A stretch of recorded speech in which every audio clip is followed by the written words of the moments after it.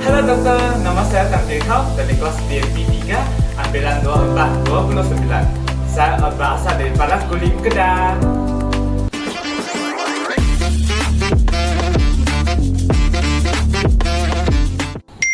Halo dokter, nama saya Teja. Saya berasal dari Lawas Sarawak dan saya adalah ambilan 24/39 dan option saya adalah bahasa Melayu teknik penguliahan 3.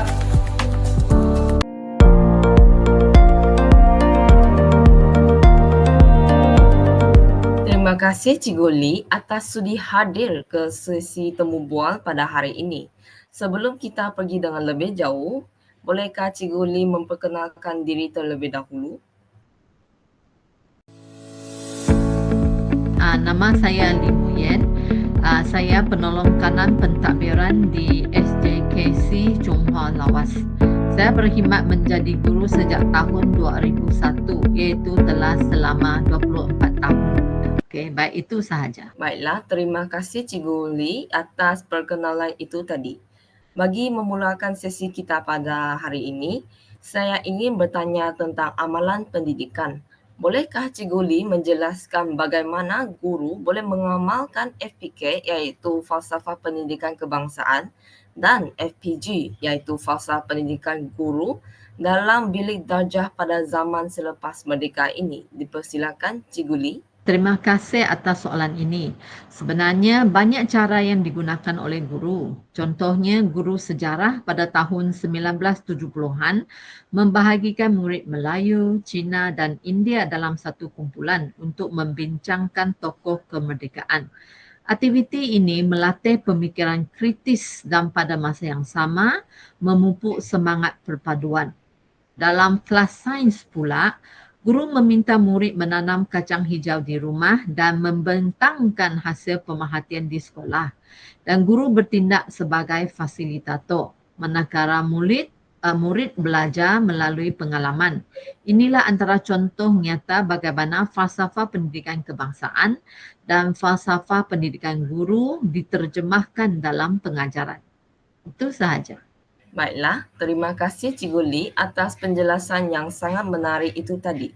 Sekiranya kita lihat dari aspek luar kelas pula, apakah pendapat Cikgu Lee tentang bentuk aktiviti yang sesuai dijalankan untuk menyemai nilai FPK dan FPG dalam kalangan murid? Dipersilakan Cikgu Lee. Terima kasih. Sebenarnya pada tahun 1980-an, gotong royong di sekolah atau kampung telah menjadi amalan biasa.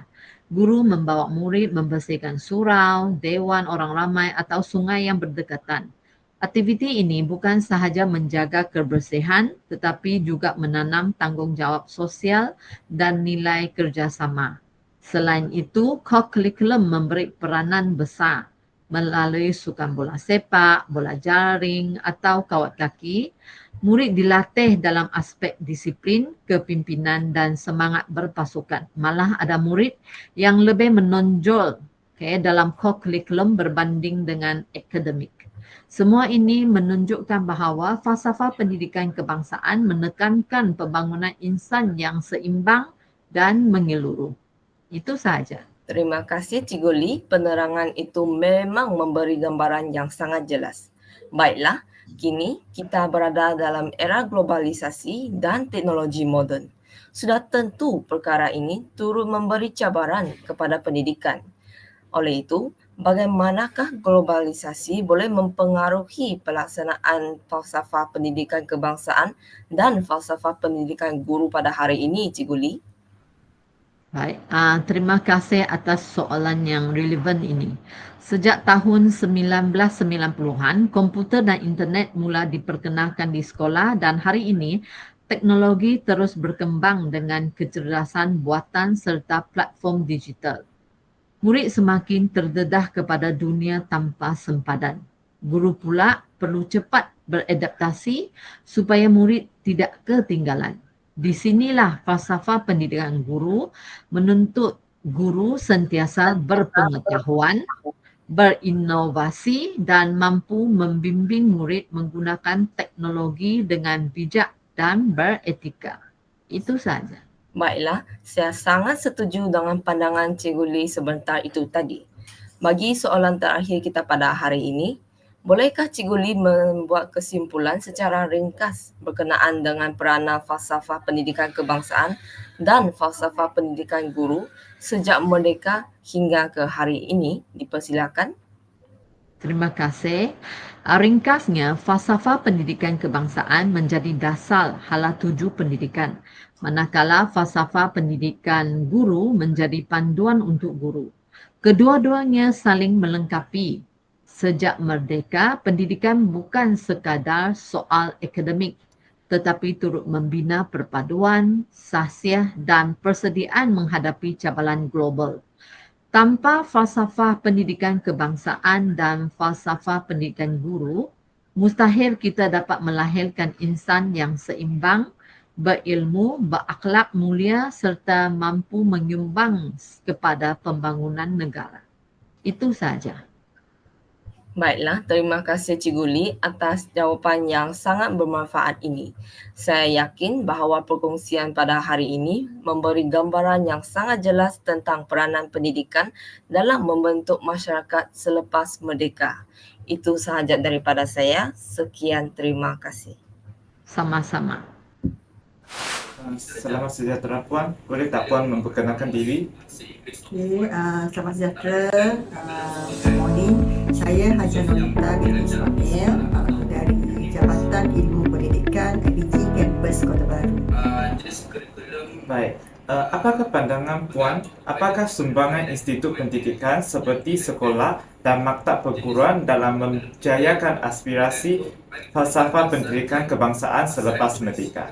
Okay, peranan sekolah dan juga IPG dalam memainkan peranannya dalam mengikut falsafah pendidikan kebangsaan, iaitu ianya memberi wadah utama kepada yang berilmu, berakhlak dan beridentiti, di mana sekolah berfungsi sebagai medium pelaksanaan kurikulum yang menekankan penggunaan ilmu, penerapan nilai serta pembentukan perpaduan dalam kalangan murid. Sementara IPG pula melahirkan guru yang berkemahiran dalam pedagogi dan berwawasan setara dengan falsafah pendidikan guru bagi memastikan ianya dididik secara menyeluruh dari aspek intelek, rohani, emosi dan juga jasmani. Dengan itu, kalau kita gabungkan kedua-dua institusi sekolah dan juga IPG ini saling melengkapi dalam melaksanakan dasar pendidikan, membina insan yang berkualiti serta merealisasikan hasrat falsafah pendidikan kebangsaan bagi membentuk insan yang seimbang, bersatu padu dan juga berdaya saing. Okey, baik Puan. Soalan seterusnya, bagaimanakah pemeriksaan, penilaian dan persijilian di maktab perguruan serta pelaksanaan khusus pengajian dalam program latihan guru selepas merdeka dapat mencerminkan perkembangan pendidikan di Malaysia dan pada masa yang sama menjahirkan peranan guru seperti yang digariskan dalam falsafah pendidikan guru? Okey, kerana semua bila pemeriksaan, penilaian, persijilan di IPG ni serta pelaksanaan khusus pengajian dan program latihan guru selepas merdeka mencerminkan perkembangan pendidikan di Malaysia serta ianya dirangka dengan keperluan negara dengan membina sistem pendidikan yang mantap, berkesan dan berkualiti, di mana penilaian akademik memastikan bakal guru menguasai ilmu pengetahuan serta kemahiran pedagogi. Macam kita tahu, pedagogi lah macam mana cara mengajar dengan betul. Jadi seharusnya guru-guru, pelatih ataupun bakal guru perlu mahir macam mana cara nak mengendalikan murid-murid dalam bilik darjah. Sama juga macam praktikum, di mana latihan praktikum tu bakal guru boleh mengaplikasi teori, kemahiran yang diorang belajar di dalam bilik darjah dan diaplikasi di lapangan. Okey. Pelaksanaan khusus di mana menekankan aspek kandungan pengetahuan, kemahiran abad ke-21, kepelbagaian budaya akan membentuk nilai profesionalisme.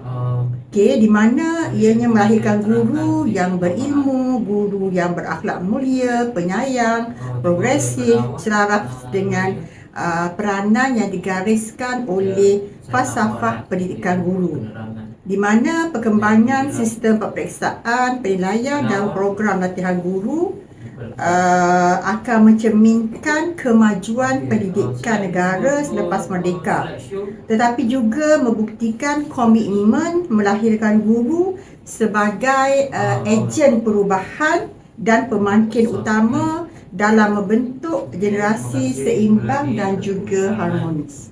Baik, terima kasih Puan.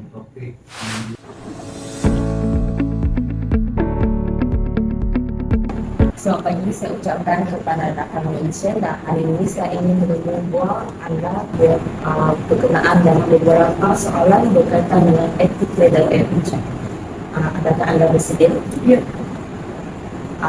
Soalan yang pertama, pada pandangan kecil, bagaimanakah faktor ekonomi boleh mempengaruhi pelaksanaan dasar pendidikan selepas merdeka?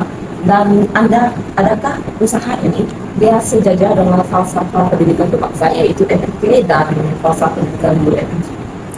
Pada pandangan saya, faktor ekonomi ini memang memberi kesan yang besar terhadap pelaksanaan dasar pendidikan selepas merdeka. Ketika itu, kerajaan menyadari bahawa untuk membangunkan negara, kita memerlukan tenaga yang berpengetahuan dan kemahiran. Oleh itu, berbagai usaha telah dijalankan.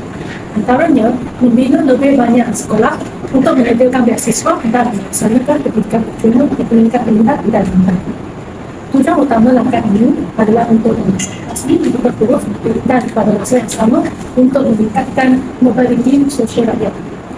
Akhirnya, ini dapat menyokong pertumbuhan ekonomi negara. Selain itu, saya melihat usaha ini sejajar dengan FPK iaitu falsafah pendidikan kebangsaan yang menekankan pembangunan insan yang seimbang serta bersedia menghadapi cabaran global dan tuntutan ekonomi.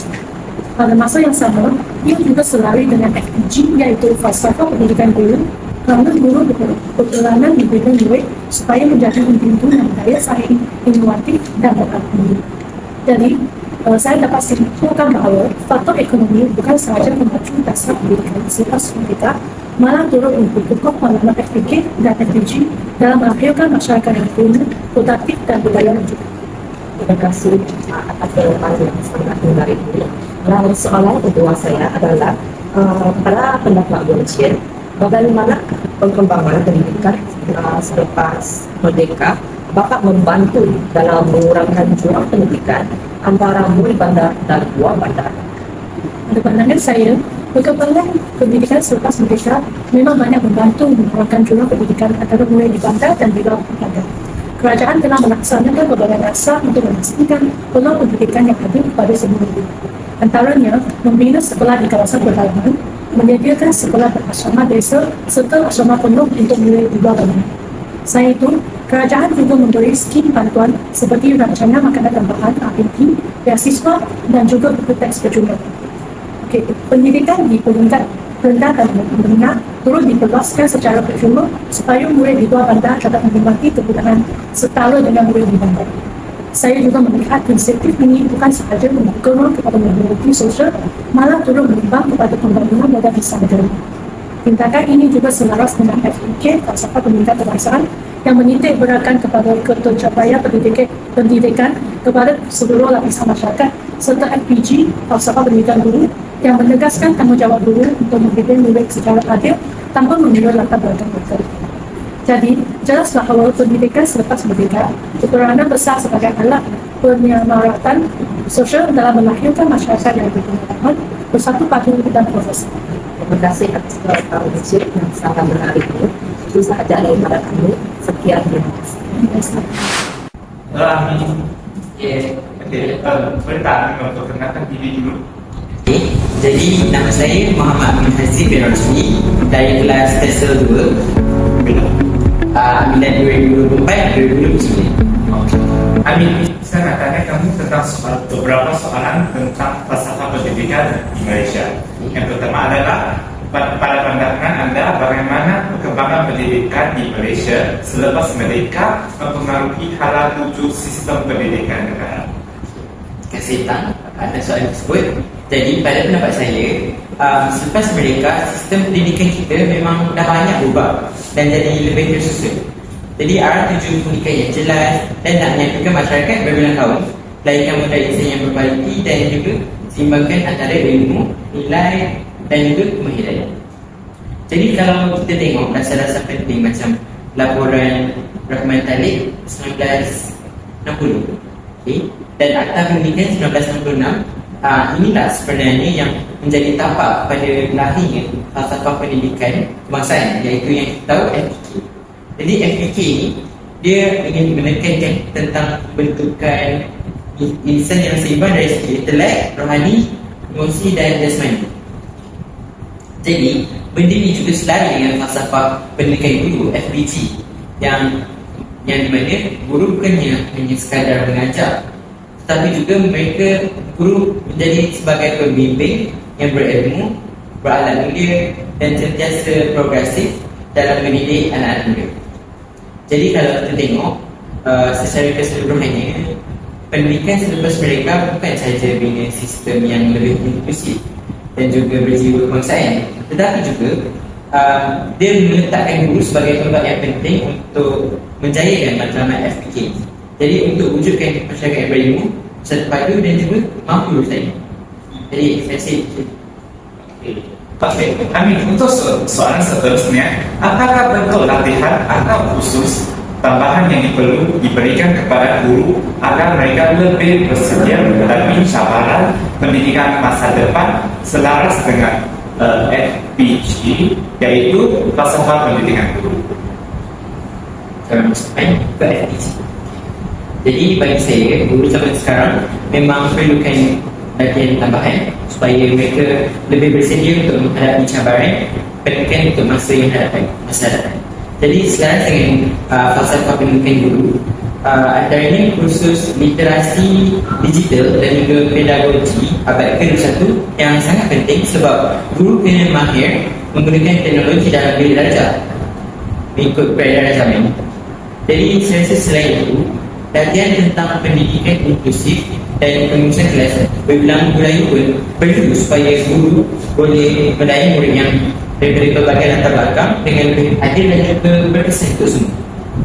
Dan tak ketinggalan juga untuk kursus pembangunan profesional berterusan dalam bidang STEM, bahasa dan juga pemikiran kritis. Jadi semua ini dapat membantu guru untuk melahirkan murid yang kreatif dan mampu bersaing di peringkat global. Jadi saya rasa guru juga elok untuk diberi latihan kepimpinan daripada bimbingan kaunseling dan pengukuhan nilai profesionalism. Dengan cara ini, guru bukan sahaja mengajar, tetapi mereka juga menjadi pemimpin dan juga ejen perpaduan dalam masyarakat.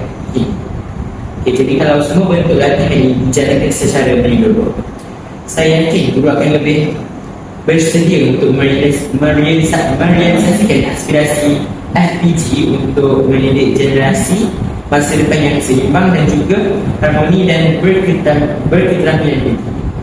Baik, terima kasih. Sepagi saya ucapkan kepada Liz, dan hari ini saya akan tanya beberapa soalan kepada Liz tentang falsafah pendidikan guru dan falsafah pendidikan kebangsaan. Terlebih dahulu, bolehkah Liz memperkenalkan diri? Saya Liz Helena, saya dari kelas MT3. Baiklah, terima kasih Liz. Dan ini adalah soalan yang pertama. Malaysia, kita tahu bahawa Malaysia merupakan sebuah negara yang kaya dengan pelbagai kaum, bangsa, agama dan budaya. Sejak Malaysia mencapai kemerdekaan, pendidikan telah dilihat sebagai salah satu wadah utama untuk membina masyarakat yang bersatu padu, harmoni serta berpegang pada semangat toleransi. Kurikulum yang disusun oleh kerajaan bukan sahaja menekan aspek ilmu pengetahuan tetapi juga nilai murni, sivik dan patriotisme agar generasi muda dapat memahami dan menghormati kepelbagaian. Namun, dalam menghadapi arus globalisasi dan cabaran sosial masa kini, persoalan timbul sama ada pendidikan benar-benar dapat berfungsi sebagai jambatan perpaduan atau sebaliknya mungkin mewujudkan jurang antara kaum jika tidak diuruskan dengan baik.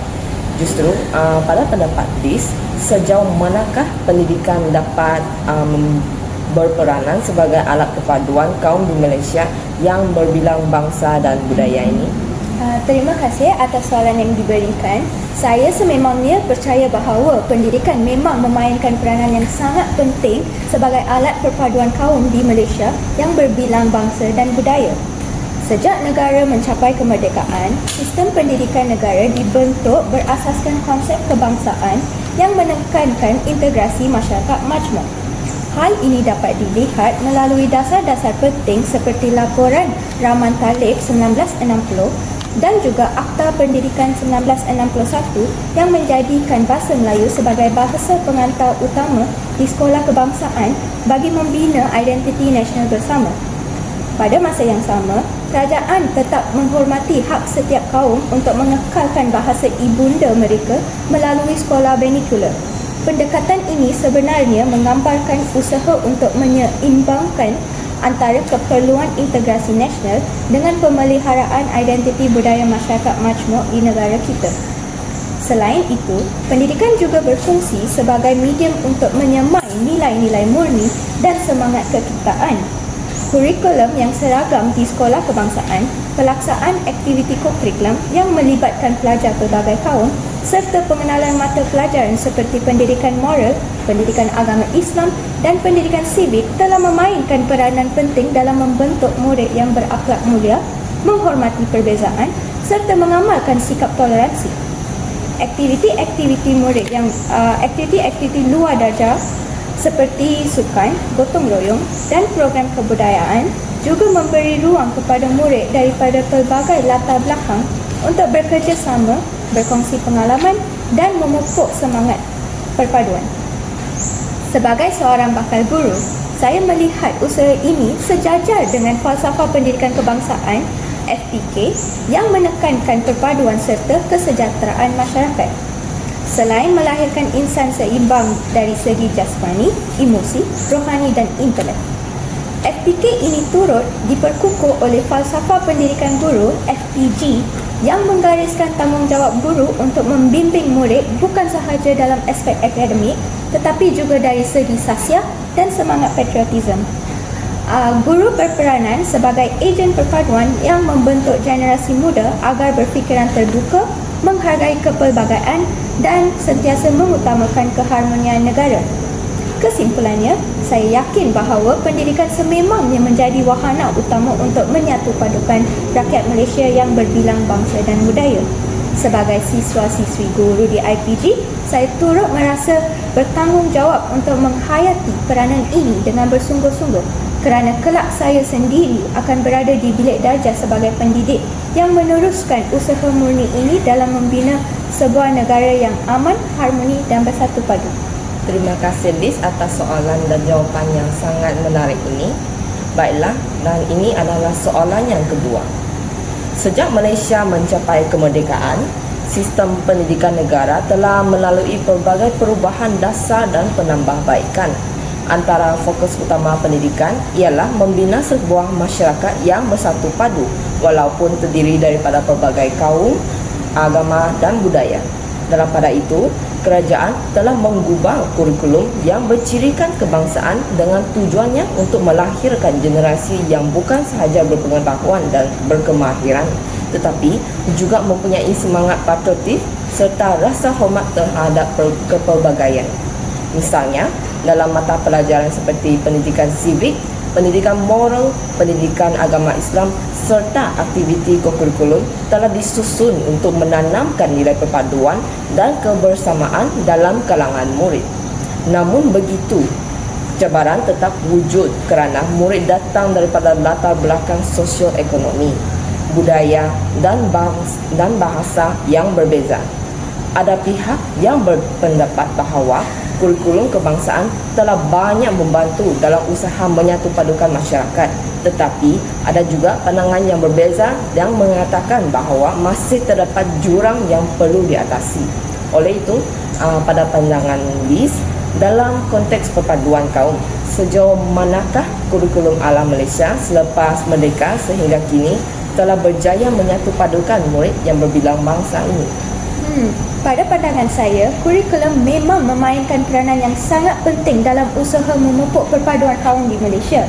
Sebagai seorang siswa guru di Institut Pendidikan Guru Kampus Kota Baru, saya sering didedahkan dengan sejarah perkembangan pendidikan negara dan saya mendapati bahawa sejak awal kemerdekaan lagi, pendidikan telah dijadikan asas dalam usaha membina negara bangsa yang bersatu. Sebagai contoh, Laporan Rahmat Talik 1960 dan Akta Pendidikan 1961 telah menekankan penggunaan bahasa Melayu sebagai bahasa pengantar di sekolah kebangsaan. Langkah ini bukan sahaja membantu mewujudkan medium komunikasi yang sama antara pelbagai kaum, tetapi juga membina identiti nasional bersama. Pada masa yang sama, kerajaan tetap mengekalkan dan menghormati kewujudan sekolah vernacular untuk memastikan bahasa dan budaya kaum lain terus dipelihara. Bagi saya, pendekatan yang seimbang ini mencerminkan usaha serius untuk menggalakkan integrasi tanpa mengabaikan kepelbagaian. Selain itu, kurikulum kebangsaan juga memberi penekanan kepada nilai murni dan semangat kebersamaan. Mata pelajaran seperti pendidikan sivik, pendidikan moral dan pendidikan agama Islam telah dirangka untuk membentuk pelajar yang memahami kepentingan menghormati kepelbagaian dan mengamalkan sikap toleransi.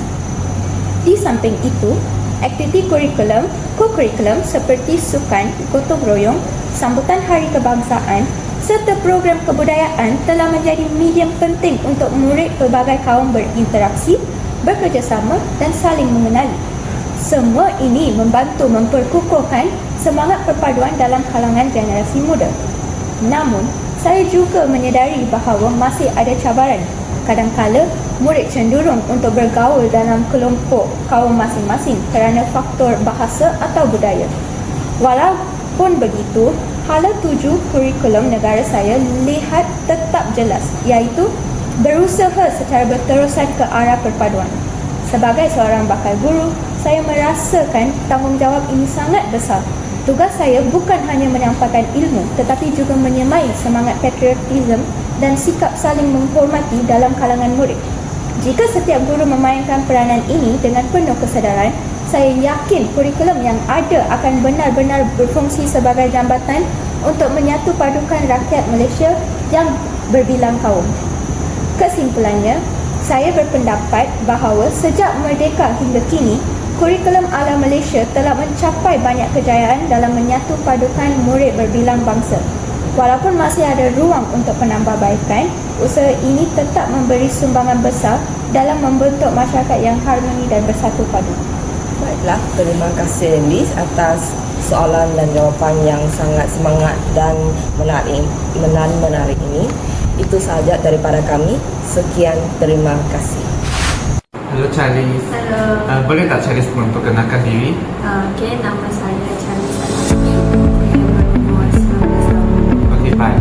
Charlie, saya nak tanya beberapa soalan tentang falsafah pendidikan di negara kita.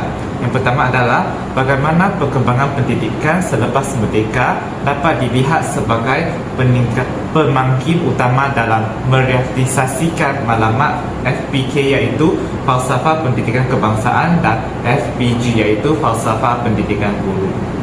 Baiklah, pada pendapat saya, selepas merdeka kita boleh nampak perkembangan pendidikan negara sebagai pemangkin utama untuk kita mencapai matlamat falsafah pendidikan kebangsaan iaitu FPK dan falsafah pendidikan guru FGK. Banyak dasar pendidikan yang diperkenalkan memang fokus pada perpaduan, pembangunan insan secara menyeluruh dan kemajuan negara. Contohnya, Akta Pendidikan 1961 memperkukuh sistem pendidikan kebangsaan dengan menjadikan bahasa Melayu sebagai bahasa pengantar utama. Ini bukan sahaja menyatukan masyarakat majmuk, tetapi juga selaras dengan FPK yang kita lahirkan, warga negara beridentiti nasional. Laporan Rahman Taib 1960 pula penting sebab ia luaskan peluang pendidikan kepada semua rakyat tanpa mengira latar belakang. Hal ini sejajar dengan FPG yang nak guru bersikap progresif dan bersedia mendidik murid daripada pelbagai kelompok. Kemudian pelaksanaan dasar pendidikan kebangsaan dan kurikulum bersepadu sekolah rendah KBSR pula jelas menunjukkan usaha berterusan untuk bentuk insan seimbang dari segi intelek, rohani, emosi dan jasmani.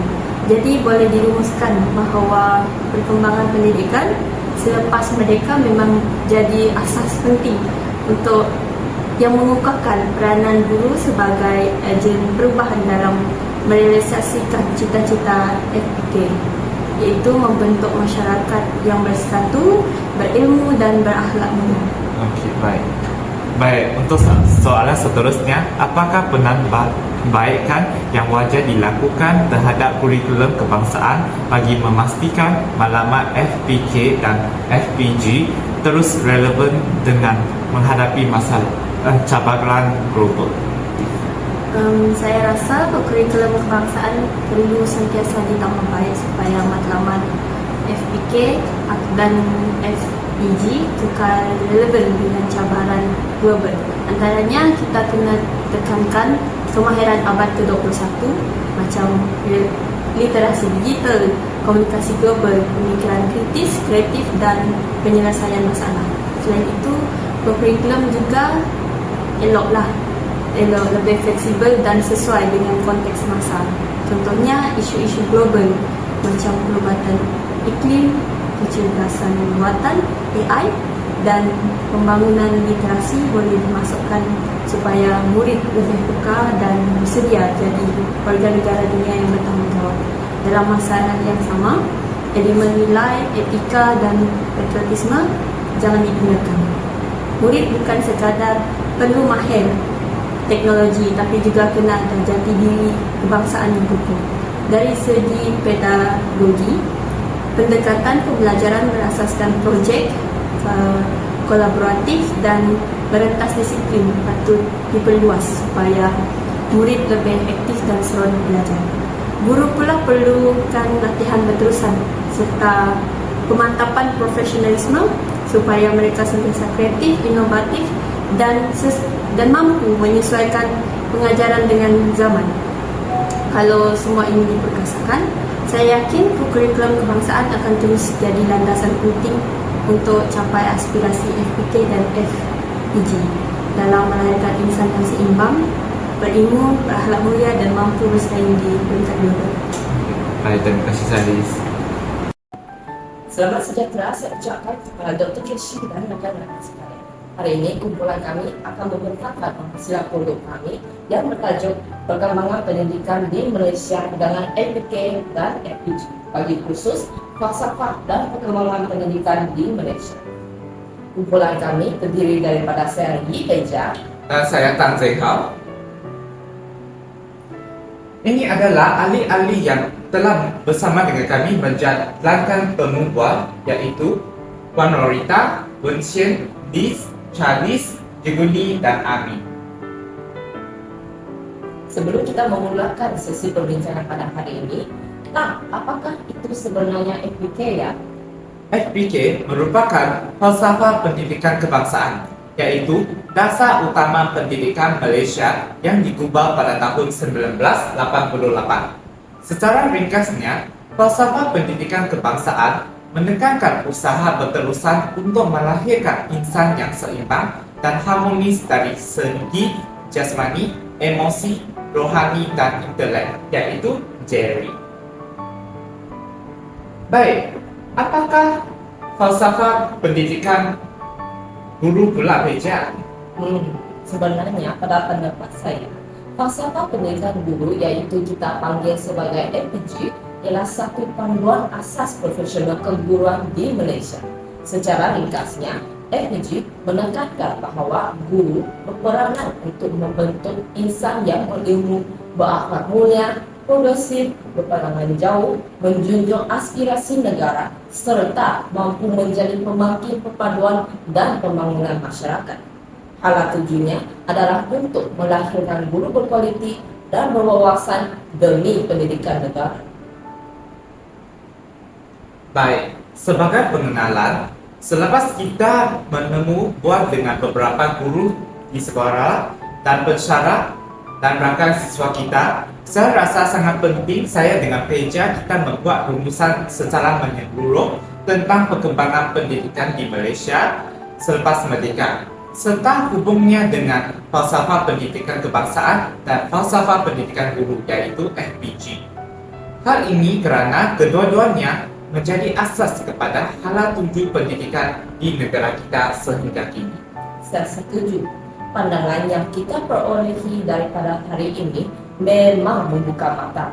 Kita dapat tahu bahawa pendidikan bukan sekadar penyampaian ilmu, tetapi juga merupakan usaha besar untuk membina perpaduan, melahirkan insan yang seimbang dan menyediakan generasi yang bersedia menghadapi cabaran global. Oleh itu, marilah kita susun perbincangan ini mengikut aspek utama berdasarkan pandangan para responden. Baik, aspek pertama adalah perkembangan pendidikan selepas merdeka. Pada pandangan saudara Ami, selepas merdeka, sistem pendidikan negara kita telah berubah menjadi lebih tersusun dengan hala tuju yang jelas, iaitu menyatukan masyarakat berbilang kaum seperti kaum Cina, India, Melayu dan etnik-etnik di Sabah Sarawak, melahirkan model insan yang berkualiti dan menimbang ilmu, nilai serta kemahiran. Mereka bukan sahaja tertumpu dalam akademik tetapi juga mahir dalam bidang kurikulum. Dia juga menegaskan bahawa dasar-dasar yang penting seperti Laporan Rahmat Talib 1960 dan Akta Pendidikan 1961 menjadi asas kepada kelahiran falsafah pendidikan kebangsaan. Seperti yang disebut oleh saudari Charles, perkembangan pendidikan selepas merdeka boleh dianggap sebagai pemangkit utama kepada maklumat falsafah pendidikan kebangsaan dan falsafah pendidikan guru. Sebagai contoh, Akta Pendidikan 1961 memperkukuhkan sistem pendidikan kebangsaan dengan menetapkan bahasa Melayu sebagai bahasa pengantar utama. Ini jelas menyumbang kepada pembinaan identiti nasional. Tambahan lagi, pelaksanaan kurikulum bersepadu sekolah rendah iaitu KBSR memperlihatkan usaha membentuk insan seimbang dari aspek jeri, yakni jasmani, emosi, rohani dan intelek. Baik, dari sudut ekonomi pula, saudari Wen Chen menegaskan bahawa kerajaan sedar bahawa pendidikan merupakan pemacu pertumbuhan di negara kita. Justeru, kerajaan membina lebih banyak sekolah bukan sahaja di bandar tetapi di kawasan pedalaman, dengan menyediakan beasiswa kepada pelajar yang mencapai kecemerlangan dalam ekonomi mereka serta memperkenalkan pendidikan percuma di peringkat rendah dan menengah. Usaha ini membasmi buta huruf, meningkatkan mobiliti sosial dan akhirnya menyokong pembangunan ekonomi di negara kita. Baiklah, dari aspek penempatan pula, jurang bandar dan luar bandar turut diberi perhatian. Menurut saudari Wen Chen juga, kerajaan memperkenalkan sekolah berasrama desa, rancangan makanan tambahan iaitu RMT, buku teks percuma serta beasiswa yang diperkatakan oleh saudara Tan sebentar tadi.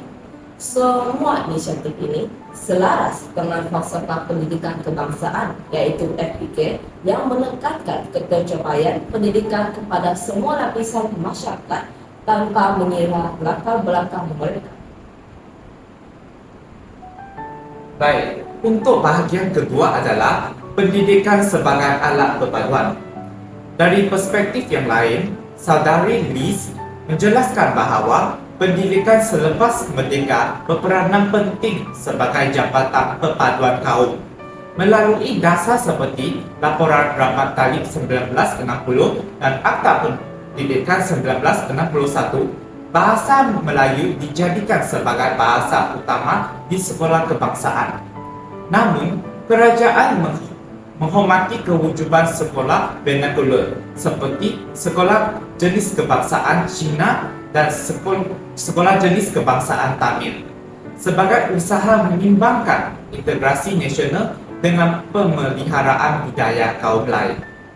Tambahan pula, kurikulum yang seragam, mata pelajaran seperti pendidikan moral, pendidikan sivik dan pendidikan agama Islam serta aktiviti ko-kurikulum seperti sukan dan gotong royong membantu menyemai nilai murni, toleransi dan semangat patriotisme. Seperti yang dikatakan oleh Saudari Liz juga, guru sememangnya berperanan sebagai ejen perpaduan dengan membimbing murid agar menghargai kepelbagaian dan mengutamakan keharmonian negara. Baik, untuk bahagian ketiga pula iaitu peranan institusi pendidikan dan guru. Dari aspek institusi pendidikan pula, Puan Norita menyatakan bahawa sekolah dan maktab perguruan menjadi tonggak utama pelaksanaan falsafah pendidikan kebangsaan. Sekolah berfungsi sebagai medium melaksanakan kurikulum, manakala maktab perguruan kini dijadikan sebagai institusi pendidikan guru IPG melahirkan guru profesional berwawasan. Saudara Amin pula menekankan bahawa keperluan guru menjalani latihan tambahan untuk menghadapi cabaran masa depan.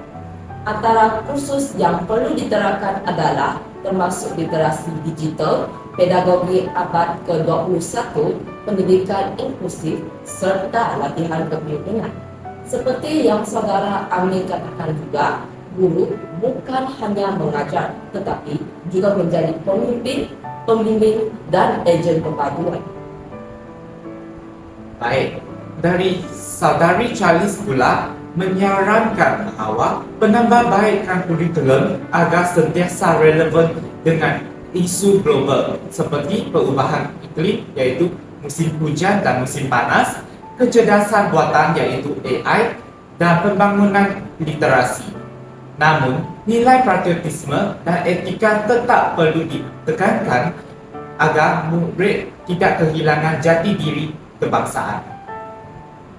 Pandangan ini selari dengan penjelasan Puan Norita yang mengatakan bahawa peperiksaan, penilaian serta latihan guru di maktab perguruan telah disusun untuk memastikan bakal guru berkompeten, beretika dan redaktif. Semua usaha ini membuktikan bahawa pendidikan selepas merdeka bukan sahaja mencerminkan kemajuan sistem, tetapi juga menzahirkan peranan guru yang digariskan dalam falsafah pendidikan guru. Baik, untuk bahagian keempat adalah amalan pendidikan dalam dan luar bilik belajar. Menurut pendapat daripada Cikgu Lee, guru selepas merdeka telah mengekalkan falsafah pendidikan kebangsaan dan falsafah pendidikan guru melalui pendekatan pengajaran berpusatkan murid, iaitu memberi fokus yang lebih banyak kepada murid. Sebagai contoh, guru sejarah pada tahun 1970 membahagikan murid terdiri daripada pelbagai kumpulan untuk membincang tentang tokoh kemerdekaan. Tetapi pada pendekatan ini bukan sahaja melatihkan pemikiran kritis tetapi juga memupuk perpaduan antara pelajar. Di luar kelas pula, gotong royong dan aktiviti kurikulum pada 1980-an berfungsi untuk menyemai nilai tanggungjawab sosial, disiplin dan kepemimpinan. Aktiviti seperti bola sepak dan kawat kaki bukan sekadar mengisi masa lapang, tetapi mencerminkan usaha pembangunan insan secara menyeluruh selaras dengan falsafah pendidikan kebangsaan. Halo Peja, setelah kita meneliti pandangan guru dan pensyarah dan rakan siswa kita, saya rasa penting untuk kita membuat kesimpulan tentang perkembangan pendidikan di Malaysia selepas merdeka. Bagi pendapat saya, pendidikan ini jelas menjadi tunjang kepada pembinaan negara bangsa. Saya setuju dengan kamu, Saudara Tang. Pendidikan bukan hanya menyampaikan ilmu pengetahuan, tetapi juga membentuk insan seimbang dan menyatukan masyarakat berbilang kaum seperti Melayu, Cina, India dan sebagainya. Malah, usaha ini selaras dengan maklumat falsafah pendidikan kebangsaan iaitu FPK dan falsafah pendidikan guru iaitu FPG. Benar Peja, selepas merdeka, dasar-dasar utama seperti Laporan Talib 1960 dan Akta Pendidikan 1961 telah menyusun hala tuju pendidikan di negara kita. Terutamanya, bahasa Melayu dijadikan sebagai bahasa pengantar utama. Sekolah dibina dengan serata tempat dan jurang bandar dan luar bandar semakin dirapatkan. Usaha ini juga menjadi pemangkin kepada perpaduan nasional. Melalui kurikulum seragam, mata pelajaran seperti pendidikan moral, sivik dan agama, serta aktiviti kurikulum, nilai murni dan semangat patriotisme dapat dipupuk. Guru pula menjadi ejen perpaduan yang membimbing murid menghargai kepelbagaian budaya mereka masing-masing. Betul, saya sangat tertarik dengan peranan guru yang disebut oleh para responden. Sekolah menjadi medium pelaksanaan kurikulum manakala Maktab Perguruan Tinggi iaitu Institusi Pendidikan Guru IPG melahirkan guru yang profesional dan berwawasan. Guru bukan sahaja menyampaikan ilmu, malah berperanan sebagai pemimpin dan ejen perubahan. Ya, betul Saudara Tang. Tambahan pula, latihan guru sentiasa diperkasa dengan kemahiran abad ke-21 seperti literasi digital, pendidikan inklusif dan kepimpinan. Walaupun begitu, nilai patriotisme, etika serta jati diri kebangsaan tetap dikekalkan supaya murid tidak hanyut dengan cabaran global. Dari segi amalan pula, kita boleh lihat contoh pada tahun 1970-an. Guru sejarah menggalakkan murid berbagai kaum berbincang tentang tokoh kemerdekaan. Manakala pada tahun 80-an, aktiviti luar bilik darjah seperti gotong royong, bola sepak dan kawat kaki mengukuhkan semangat kerjasama dan disiplin antara murid. Ya, semua ini jelas mencerminkan falsafah pendidikan kebangsaan yang menekankan pembangunan insan secara menyeluruh dari aspek jasmani, emosi, rohani dan intelek. Bagi pendapat saya, pendidikan selepas merdeka sememangnya berjaya membasmi buta huruf, meningkatkan mobiliti sosial dan seterusnya memacu pembangunan ekonomi negara. Selain itu, pendidikan juga penting dalam membentuk pemikiran kritis dan inovatif dalam kalangan generasi muda. Murid dididik untuk menjadi individu yang mampu menyelesaikan masalah, berfikiran terbuka dan menyelesaikan diri dengan perubahan dunia yang pesat ini. Hal ini sangat signifikan kerana negara memerlukan warga negara yang boleh mencipta peluang baharu serta berdaya saing di peringkat global. Benar, pendidikan turut berperanan dalam membina nilai kemanusiaan sejagat. Murid bukan sahaja perlu cemerlang dari aspek akademik, malah perlu memiliki sasya terpuji, empati dan semangat toleransi. Inilah yang menjadikan pendidikan sebagai instrumen penting dalam membina masyarakat yang harmoni dan bertamadun. Betul. Saya juga berpandangan bahawa kepentingan pendidikan dapat dilihat pada aspek pembangunan ekonomi negara kita. Tenaga kerja yang mahir dapat dilahirkan oleh sistem pendidikan negara yang memberikan sumbangan yang besar kepada sektor industri, teknologi dan perkhidmatan. Dengan adanya graduan ini yang berpengetahuan dan berkemahiran, Malaysia mampu berdaya saing di pasaran antarabangsa. Iya, selain pembangunan ekonomi, pendidikan juga menyumbang kepada kestabilan politik dan sosial. Rakyat yang berpendidikan tinggi lebih matang dalam membuat keputusan, menghormati undang-undang dan memahami tanggungjawab sebagai seorang warga negara. Secara tidak langsung, hal ini mengukuhkan demokrasi dan menjamin kelestarian negara bangsa kita. Baik, kita juga harus melihat kepentingan pendidikan dari sudut kesihatan dan kesejahteraan hidup Malaysia. Kajian menunjukkan masyarakat yang berpendidikan lebih peka terhadap gaya hidup sihat, pemakanan yang seimbang dan penjagaan kesihatan mental. Justru, pendidikan sebenarnya menyumbangkan kepada kualiti hidup yang lebih baik. Itu adalah benar, Saudara Tang. Pendidikan juga penting untuk melahirkan rakyat yang celik teknologi. Dalam era revolusi industri 4.0 ini, murid perlu menguasai kemahiran digital, keupayaan menganalisis data dan kreativiti dalam mengaplikasikan teknologi. Tanpa pendidikan, negara akan tertinggalan dalam arus globalisasi ini. Peja, adakah anda tahu, selain teknologi, pendidikan turut memainkan peranan dalam menjaga lestari alam sekitar. Melalui pendidikan, murid didedahkan kepada kepentingan menjaga bumi, mengamalkan gaya hidup lestari serta memelihara sumber alam untuk generasi yang akan datang. Nilai ini penting kerana pembangunan tidak boleh dicapai tanpa keseimbangan dengan alam. Iya, saya setuju dengan kamu, Saudara Tang. Malah, pendidikan juga mampu mengangkat martabat negara di peringkat antarabangsa. Apabila pelajar Malaysia berjaya menonjol dalam bidang akademik, sains, sukan dan seni di luar negara, ia akan membuktikan bahawa sistem pendidikan kita mampu melahirkan model insan bertaraf dunia. Hal ini meningkatkan imej Malaysia sebagai sebuah negara yang maju dan berdaya saing.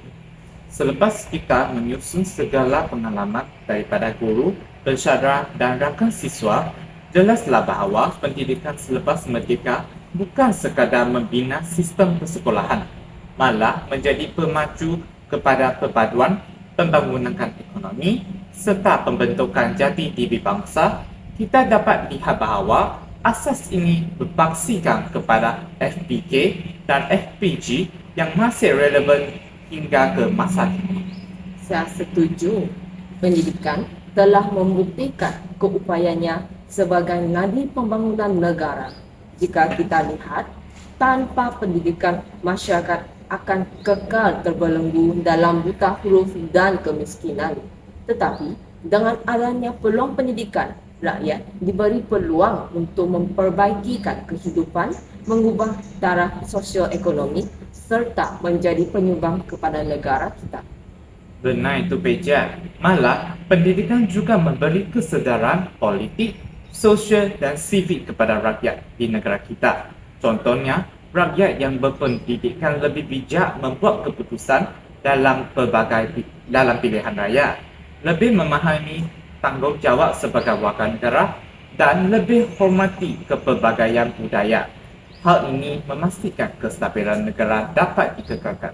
Selain itu, Saudara Tang, saya ingin menekankan juga bahawa pendidikan masa depan perlu lebih berfokus kepada kemahiran abad ke-21, termaksudlah pemikiran kritis, kreativiti, komunikasi dan kolaborasi. Dalam dunia digital kini, kemahiran teknologi maklumat sangat penting. Namun, nilai etika, toleransi dan patriotisme tetap perlu dijaga juga. Ya, Peja. Sebagai bakal guru, tanggungjawab kita bukan hanya untuk mengajar isi kandungan mata pelajaran, tetapi juga untuk membentuk murid yang menjadi insan yang seimbang.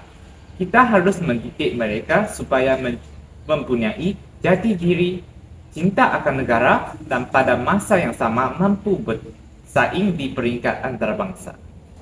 Betul itu. Saudara Tang, saya juga berpendapat bahawa cabaran global seperti perubahan iklim, kecerdasan buatan dan ketidaksamaan ekonomi harus ditangani melalui pendidikan. Kurikulum perlu disesuaikan agar murid lebih peka terhadap isu semasa. sekaligus melahirkan generasi yang bertanggungjawab kepada masyarakat dan alam sekitar. Harapan saya ialah agar sistem pendidikan kita terus diperkukuh dengan dasar yang inklusif dan inovatif. Dengan itu, setiap anak bangsa tanpa mengira kaum, agama atau latar belakang dapat menikmati akses pendidikan yang berkualiti dan seterusnya menyumbang kepada pembangunan negara. Betul itu. Dan saya juga berharap sebagai guru, kita dapat menjadi teladan yang baik kepada murid. Kita bukan sahaja menyampaikan ilmu, tetapi juga membentuk sahsiah mereka. Inilah yang digariskan dalam falsafah pendidikan guru. Guru sebagai pembimbing, pemimpin, dan ejen perubahan. Akhirnya, saya percaya bahawa dengan perpaduan FPK dan FPG, pendidikan akan terus menjadi kunci kepada masa depan Malaysia, melahirkan generasi berilmu, berakhlak, berdaya saing dan bersatu padu. Semoga harapan ini dapat menjadi kenyataan demi kemajuan Malaysia. Pendidikan adalah cahaya yang menerangi jalan bangsa dan sebagai bakal guru, kita harus memastikan cahaya itu terus bersinar untuk generasi akan datang.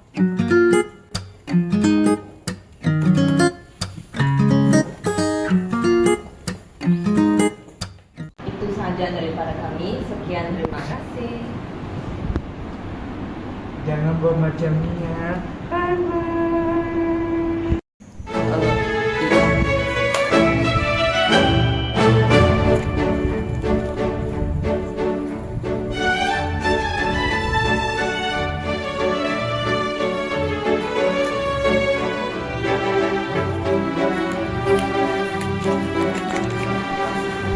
Kau tengok kamu rekod dia jatuh bisa menguji kesabaran kamu buat itu kerja. Berdiri je, berdiri. Hijau, bisa. Tanya kan lagi. Okey. 真的还要站吗？好。过来，过来。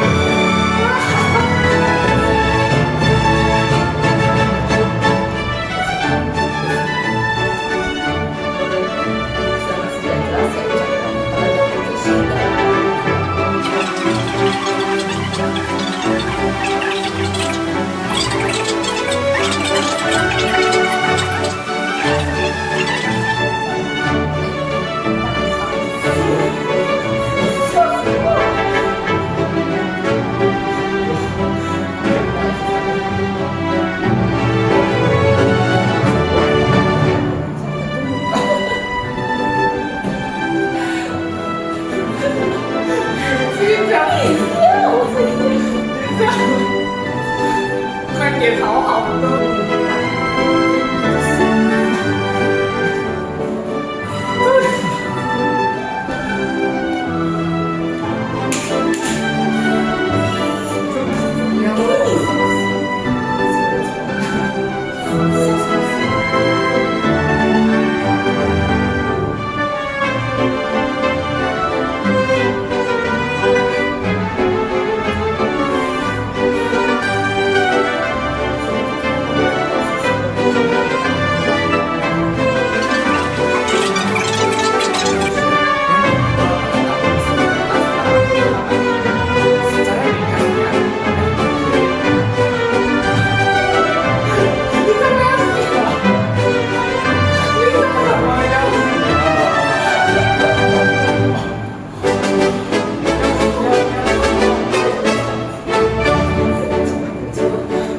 要出